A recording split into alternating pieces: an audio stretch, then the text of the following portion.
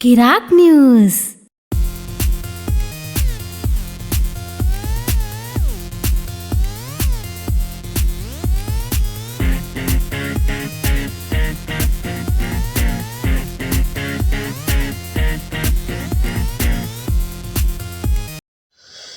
Welcome to Kirak news.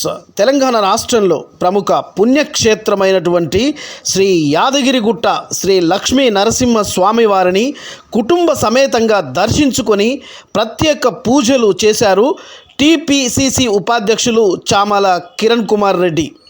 ఈ సందర్భంగా వారికి అధికారులు ఆలయ మర్యాదలతో స్వాగతం పలికారు. లక్ష్మీ నరసింహస్వామి ఆలయ అర్చకులు ప్రత్యేక పూజలు నిర్వహించి లక్ష్మీ నరసింహస్వామి యొక్క తీర్థ ప్రసాదాలను ఆయనకు అందజేశారు.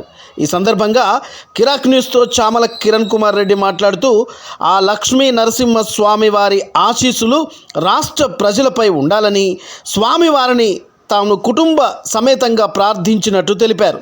ఈ కార్యక్రమంలో స్థానిక మండల పార్టీ అధ్యక్షుడు, స్థానిక నాయకులు, కార్యకర్తలు తదితరులు ఈ కార్యక్రమంలో పాల్గొన్నారు. కిరాక్ న్యూస్. ఈ వీడియో నచ్చితే like, share, subscribe and comment తప్పకుండా చేయండి.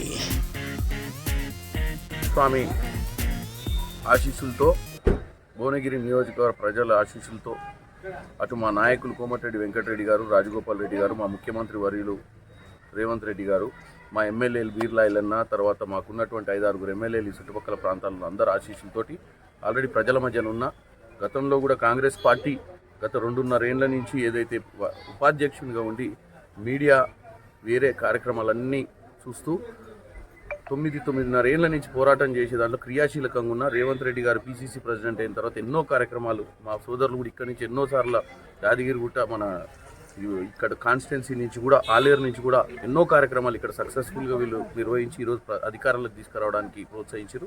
కాబట్టి రానున్న రోజులలో కూడా నాకు కూడా అధిష్టానం అవకాశం ఇస్తుందని వీళ్ళందరూ కూడా నా ఎమ్మటి ఉంటారు.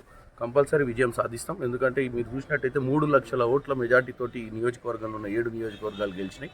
సో ఒకటే నియోజకవర్గం ఒకటి ఓడిపోయింది, కానీ మంచి బ్రహ్మాండంగా మెజార్టీతో గెలుస్తామని ఆశిస్తున్నాం.